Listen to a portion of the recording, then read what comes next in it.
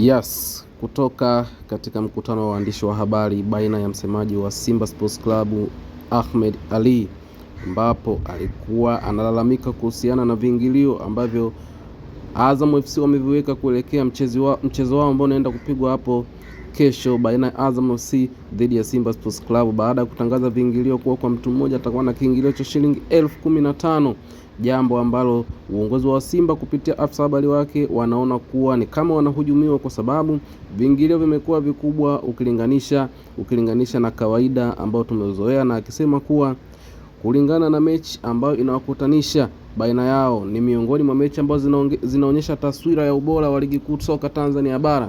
Kuweka viingilio vya shilingi 15,000 kwa kima cha chini imekuwa ni kama kupunguza baadhi ya idadi ya washabiki, kitu ambacho kinaweza kuwa si vizuri katika mchezo huo. Bwana, hebu tumsikilize Ahmed Ally hapa. Tuhujumu mashabiki wetu wasije uwanjani, yaani hiyo ndio tafsiri iliyonyooka. Hivi nyinyi Azam wana shida na mapato?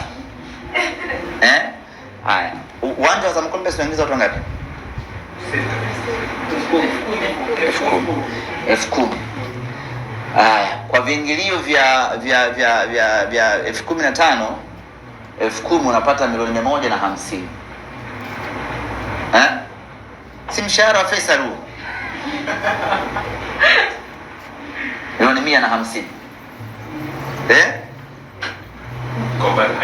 Haitoshi. Ni kutuhujumu sisi mashabiki wetu, ni kumhujumu Mama Boko wasiende uwanjani, ndio tafsiri yake. Lakini tutakwenda kwa namna yoyote ile, tutakwenda uwanjani kutuhujumu. Ndio, hayo ndio yalikuwa maneno ya afisa habari wa klabu ya Simba Sports, ambapo amesisitiza ni kuhujumiwa, akimtolea mfano Mama Boko, shabiki kindaki wa Simba Sports Club, kuwa ni miongoni mwa washabiki ambao wanaweza wasifikie kigezo cha kupata shilingi 15,000 na kuhudhuria mchezo huo mkubwa kabisa wenye hadhi ya nyota 3.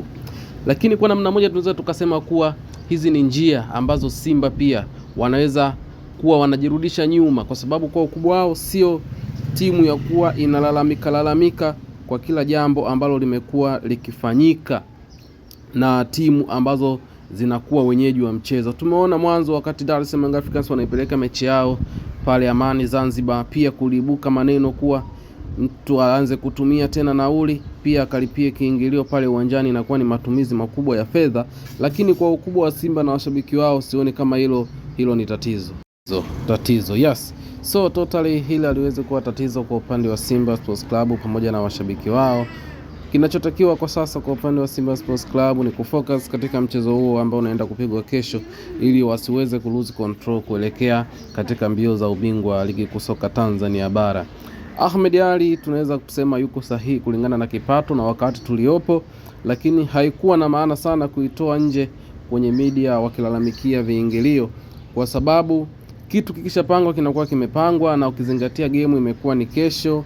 So hii inaendelea kuwapa ubaridi wapenzi na washabiki wa Simba ambao tayari walikuwa wameshaona kuwa kiingilio hicho ni kikubwa. Kwa hiyo wakipokea maneno kutoka kwa afisa habari wao, hii wanaona kuwa kama ni sheria, kwa sababu ni mmoja ya timu ya viongozi ambaye kutoka ndani ya klabu hiyo amethibitisha kuhusiana na ukubwa wa viingilio. Bwana, hii ni Mr. Analyst Online Media. Karibu sana, endelea kutufuatilia YouTube channel yetu. Asante.